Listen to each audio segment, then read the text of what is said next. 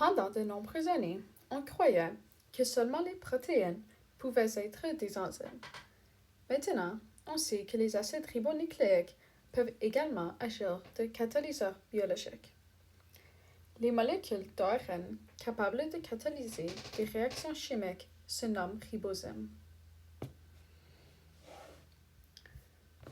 L'idée générale de l'évolution sur Terre basée sur la réplication d'ARN a été proposée pour la première fois en 1967 par Carl Woese et en 1968 par Watson Crick et par Leslie Orgel. Dans le début des années 1980, Sidney Altman et Thomas Cech ont découvert deux différents types de ribosomes. En 1989, ils ont mérité le prix Nobel de chimie pour leur contribution à la découverte des propriétés catalytiques de l'ARN.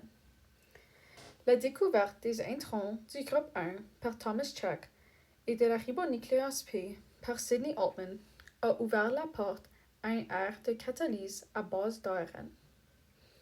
Entre 1980 et 1990, cette famille naturelle de ribosomes ont été identifiés. Les introns du groupe 2, les introns du groupe 1, la ribonucléose P, le hammerhead, le hairpin, le virus de l'hépatite delta et le satellite Neurospora-Varcoon. Finalement, dans l'année 2000, la structure atomique de la sous-unité 30S et 50S des ribosomes a été élucidée par Ada Yonath, Thomas Steitz et Venkatraman Ramakrishnan. Leurs études sur la structure et la fonction du ribosome ont mérité à ces chercheurs le prix Nobel en chimie en 2009. En 1982, Thomas Cech, un professeur à l'Université de Boulder, étudiait le pissage de l'ARN chez l'organisme unicellulaire Tetrahema thermophila. Il espérait découvrir l'enzyme responsable pour le pissage, le processus par lequel les introns sont enlevés du pré-ARNM et les exons rassemblés pour former l'ARNM mature. Évidemment, à ce temps, Cech s'attendait que l'enzyme responsable soit un enzyme protéique. En isolant un à la fois toutes les molécules faisant partie du cocktail de transcription, Cech a découvert que seulement le chlorure de magnésium et la guanine triphosphate devaient être présents pour que l'épissage d'ARN aurait lieu. Cech a décidé d'ajouter dans un tube du GTP au pré-ARNM purifié, et à sa grande surprise, la réaction d'épissage a eu lieu. Après avoir cherché pour des contaminants protéiques dans la préparation pure d'ARN sans rien trouver, Cech a finalement conclu que l'ARN pouvait catalyser son propre épissage sans l'intervention des protéines. Il a proposé que l'ARN était en train de se replier pour former le centre catalytique pour la réaction. En 1968, Sidney Altman, un professeur à l'Université de Yale, étudiait l'activation de l'ARNT chez la bactérie E. coli. Son labo étudiait l'enzyme responsable de la conversion de pré-ARNT en ARNT, la ribonucléose P. Altman et son équipe ont découvert que la ribonucléose P était uniquement formée d'un complexe entre une protéine et une molécule d'ARN. À sa surprise, il a découvert que la protéine toute seule ne pouvait pas catalyser la transformation de pré-ARNT en ARNT, mais que la fonction catalytique pouvait restaurer lorsque la protéine et l'ARN étaient à nouveau réunis. Altman a donc conclu que l'acide ribonucléique était essentiel pour la fonction de l'enzyme.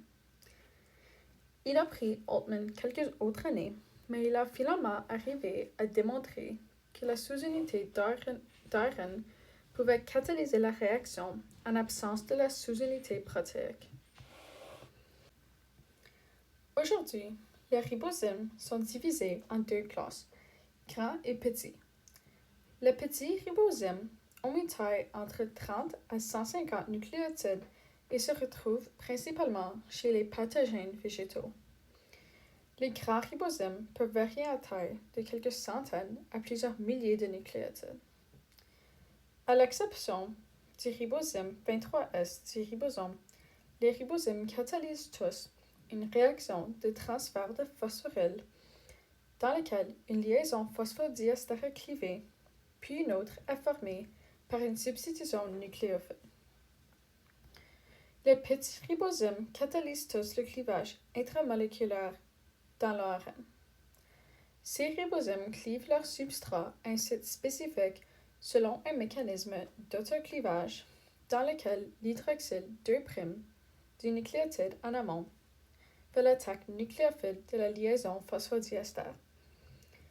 Cette attaque se fait généralement par une catalyse acido-basique où une base abstrait un proton à l'hydroxyle 2' pour l'activer. Cette réaction aboutit à un phosphate cyclique 2', 3' sur le nucléotide en amont et un OH 5' sur le nucléotide en aval. Les gros ribosomes forment des sites actifs complexes et catalysent majoritairement des réactions d'excision. Ils utilisent un groupe exogène pour l'attaque nucléophile.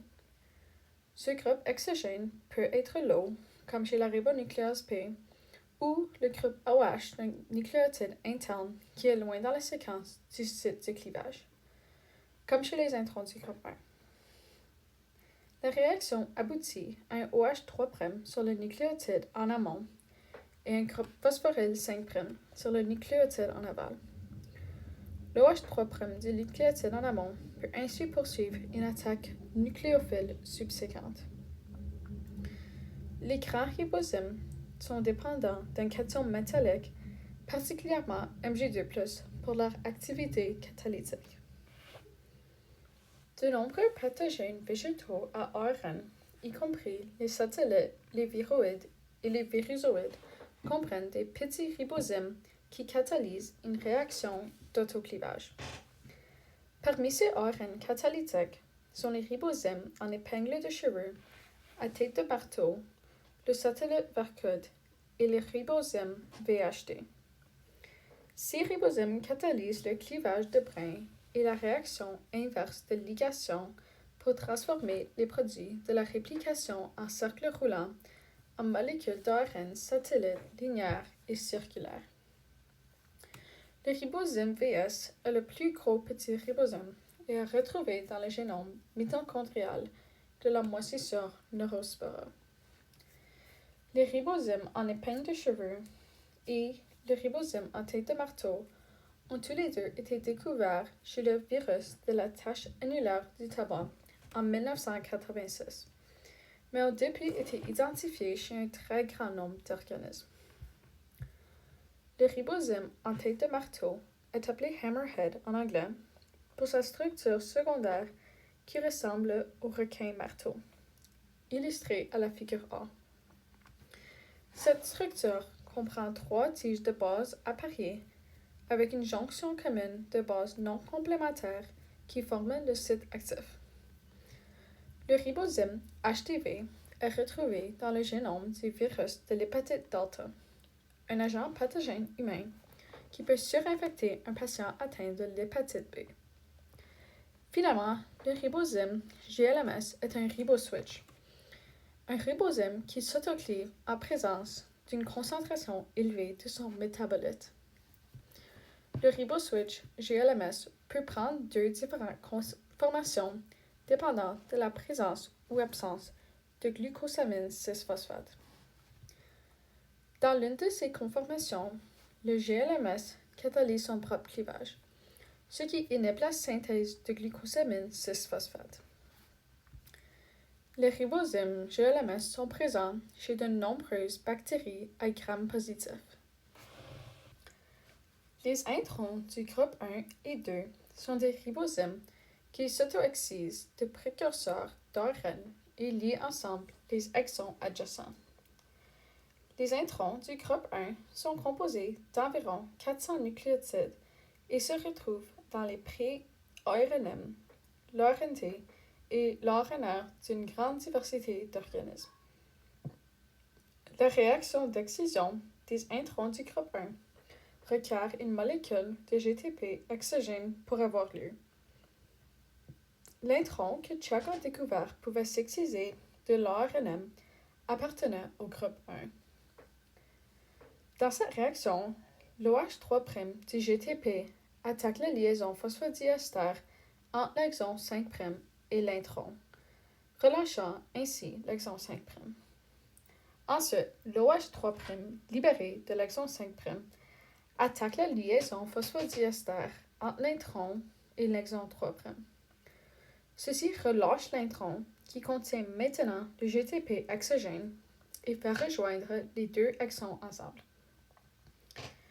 Les introns du groupe 2 sont caractérisés par une structure secondaire conservée qui contient 400 à 800 nucléotides.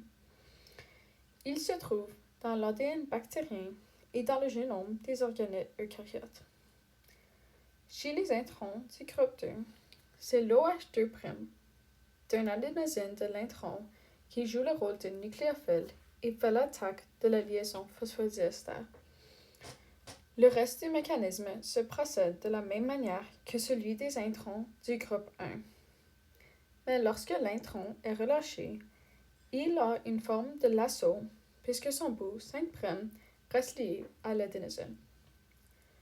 Chez les eucaryotes, l'épissage d'introns qui ne font pas l'auto-épissage se fait par le spliciosome, un grand ribosome.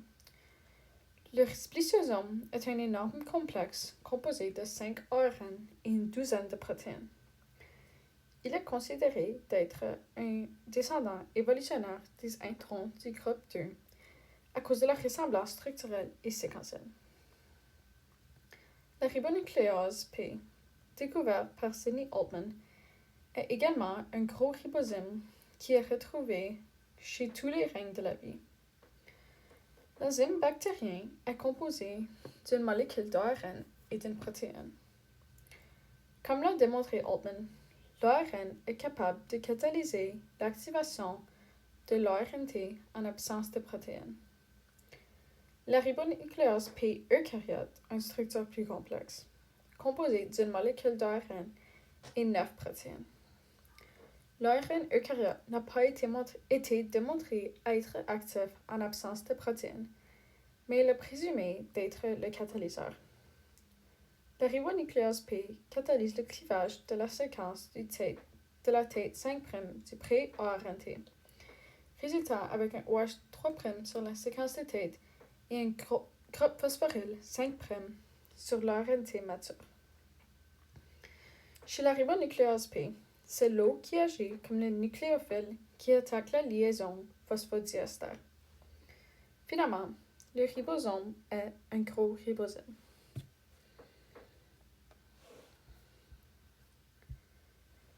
L'élucidation de la structure atomique du ribosome dans l'année 2000 fut un avancement incroyable dans la compréhension de l'importance des ribosomes. Le ribosome a une structure large et complexe. La caractéristique la plus remarquable des ribosomes est que 2/3 de sa masse est composée de molécules d'ARN. En fait, le ribosome est composé de 3 grandes molécules d'ARN: l'ARN 23S, l'ARN 5S et l'ARN 16S. L'ARN 23S et 5S se retrouvent dans la grosse sous-unité du ribosome et l'ARN 16S dans la petite. L'autre tiers du ribosome est composé de protéines. L'ARN 23S, composé de 6 domaines, illustré à la figure B, forme le noyau de la grosse sous-unité. Profondément à l'intérieur de ce noyau d'ARN se trouve le site actif du ribosome, appelé le centre peptidyltransférase. Le fait que le site actif du ribosome soit formé exclusivement de molécules d'ARN fut une découverte bouleversante et a servi comme preuve importante de l'hypothèse du monde ARN. En fait, les protéines ribosomiques ne font que décorer l'extérieur du noyau ARN Ils n'ont aucun rôle dans la catalyse des liaisons peptidiques. En effet, aucune chaîne latérale des acides aminés ne vient avant le 18 Armstrong du site actif du ribosome. Ces études ont révélé que ce sont les ARN et non les protéines qui sont responsables pour la structure globale du ribosome, sa capacité de positionner les molécules d'ARNM et ARNT, ainsi que sa fonction catalytique dans la formation des liaisons peptidiques. Les protéines ribosomiques servent principalement à stabiliser le noyau d'ARN. Le site actif du ribosome est formé par l'ARN 23S. Ce site catalytique à base d'ARN est très semblable au site catalytique des enzymes protéiques. C'est une poche hautement structurée qui oriente précisément les deux substrats, l'aminoacide tRNA et le peptidyle tRNA. Les mécanismes proposés pour la synthèse de la liaison peptidique ressemblent aux mécanismes utilisés par les sérines protéases. Chez l'alpha-chymotrypsin, l'histidine joue le rôle de catalyseur basique pour permettre l'activité nucléophile de la sérine. Chez le ribosome, une base d'adénine retrouvée dans le site actif joue ce rôle. Dans la première étape, l'adénine accepte un proton à son N3 de l'acide aminé attaché à l'ARNT au site A du ribosome. Ceci rend l'azote aminé assez nucléophile pour attaquer le carbone du bout carboxylique de la chaîne peptidique naissante. Créant ainsi le lien peptidique. Finalement, l'azote ribosomique protoné fait la catalyse acide pour transférer son hydrogène à l'oxygène lié au ARNT peptidyle. Ceci mène au relâchement de l'ARNT de la chaîne polypeptidique. La protéine naissante contient maintenant un acide aminé de plus. Le cycle se répète lorsqu'un nouveau aminoacide ARNT se lie au site A du ribosome. La capacité de l'ARN de faire la catalyse acido-basique était initialement doutée puisque le pKa des azotes de l'adénine est d'habitude 3,5 et n'aurait donc pas la capacité basique nécessaire à la catalyse. Cependant, la structure tridimensionnelle et la distribution de charge du site actif de l'ARN 23S augmentent le pKa de l'adénine dans la gamme neutre, semblable à l'histidine, permettant ainsi à l'adénine d'agir comme donneur et accepteur de protons. La capacité des ribosomes de reconnaître leur site de clivage avec une très haute spécificité dans la séquence leur donne un potentiel thérapeutique élevé. Les ribosomes pourraient être utilisés comme des ciseaux génétiques pour cliver des molécules d'ARN indésirées. Par exemple, les ribosomes pourraient être un outil important pour combattre les infections virales s'ils peuvent cliver et ainsi détruire l'ARN des virus. Présentement, deux classes de ribosomes, le ribosome en tête de marteau et le ribosome en épingle de cheveux, sont en train d'étudier et modifier pour cibler le virus de l'immunodéficience humaine. Des études in vitro ont démontré que des cellules transformées avec un vecteur qui exprime chaque ribosome sont résistants à de nombreuses souches de VIH. De plus, l'utilisation des ribosomes comme traitement pour le cancer est également en train d'être recherchée. Cependant, il y a de nombreux obstacles, particulièrement avec la livraison des ribosomes, qui devront être surmontés avant que les ribosomes soient des agents thérapeutiques possibles. La découverte révolutionnaire sur la capacité de l'ARN de catalyser des réactions biologiques a donné une plausibilité considérable à l'hypothèse du monde d'ARN sur l'origine de la vie sur la planète. Cette hypothèse suggère que la vie sur Terre a débuté avec un monde d'ARN sans ADN ni protéines. Selon cette hypothèse, c'était l'ARN qui stockait l'information génétique et catalysait les réactions chimiques dans les cellules primitives. C'est seulement plus tard que l'ADN a assumé le rôle de matériel génétique et que les protéines sont devenues les catalyseurs majeurs. Le fait que l'ARN catalyse encore des réactions fondamentales dans les cellules modernes peut être perçu comme un fossile moléculaire du monde ancien d'ARN. Cette hypothèse a été encore plus appuyée par l'élucidation de la structure atomique du ribosome, qui a démontré que le ribosome est un ribosome, son site catalytique étant formé entièrement d'ARN. Ainsi, la machinerie cellulaire qui synthétise la protéine est une machinerie à ARN. Bref, les ribosomes permettent de contourner des dilemmes de l'œuf et la poule sur qu'est-ce qui est venu premier, l'ADN qui requiert des enzymes protéiques pour sa transcription, ou les protéines qui sont codées par l'ADN. Dans un monde d'ARN, l'ARN était à la fois la poule et l'œuf, qui portaient l'information génétique et catalysaient sa propre réplication.